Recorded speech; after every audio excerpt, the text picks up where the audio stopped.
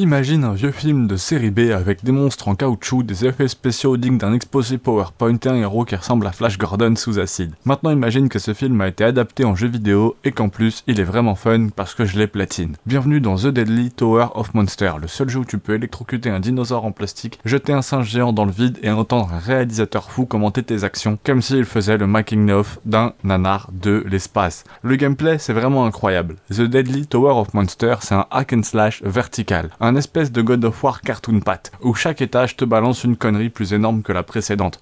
Tu commences tout en bas d'une tour, ton but est simple, monter, monter, monter, une tour de l'enfer. Infesté de mutants mal animés, de robots en tôle et de pieuvres en papier mâché. Chaque ennemi, chaque objet du décor est un hommage délirant aux films de science-fiction des années 50 à 70. Tu joues Dick Starspeed, oui, c'est vraiment son nom. Une sorte de Capitaine Kirk discount qui s'écrase sur une planète peuplée de clichés, le jeu blindé d'armes absurdes, un rayon laser, poids électrique, rayon gamma, et même un fusil lance-main, oui.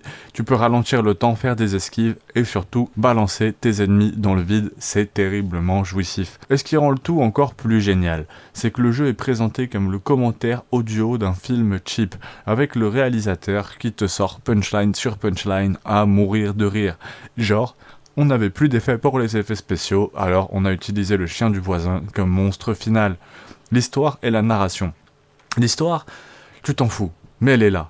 Dick, Starspeed, la princesse Scarlett et le robot gorille se battent contre un empire tyrannique dirigé par un savant fou, totalement débile, et c'est ce qui rend le jeu magique. L'univers gigantesque, hommage au nanar science-fiction comme Plant Knight from Outer Space ou Flash Gordon, tout est exagéré, caricatural, volontairement kitsch.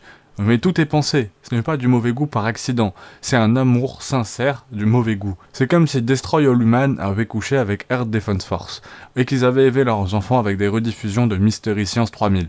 Le gameplay fait penser à un méchant mélange entre Lara Croft and The Guardian of Light, Diablo et un zeste de Psychonaut pour le côté barré. C'est le genre de jeu que personne ne connaît, mais que tout le monde devrait essayer une fois dans sa vie, parce que c'est une expérience unique, drôle, très généreuse, pour un tout petit budget.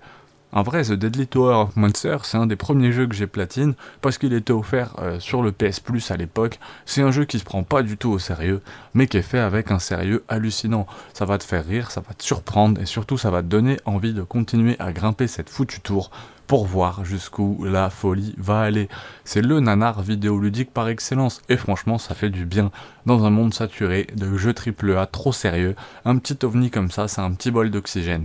Alors, est-ce que tu vas oser gravir la tour mortelle des monstres? Si t'as l'âme d'un explorateur de nanar, ce jeu est vraiment fait pour toi. Abonne-toi, pouce bleu.